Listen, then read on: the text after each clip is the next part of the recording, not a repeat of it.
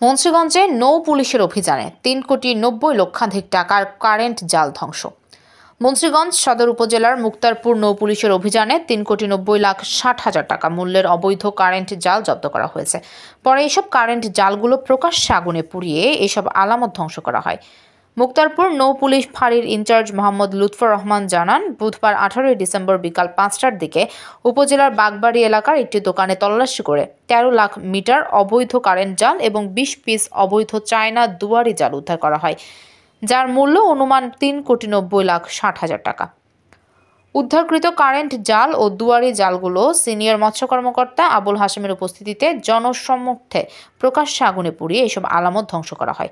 এই সময় উপস্থিত ছিলেন উপজেলা মৎস্য কর্মকর্তা, মুক্তারপুর নৌ পুলিশ ফাঁড়ির ও সদর থানা পুলিশের একটি দল।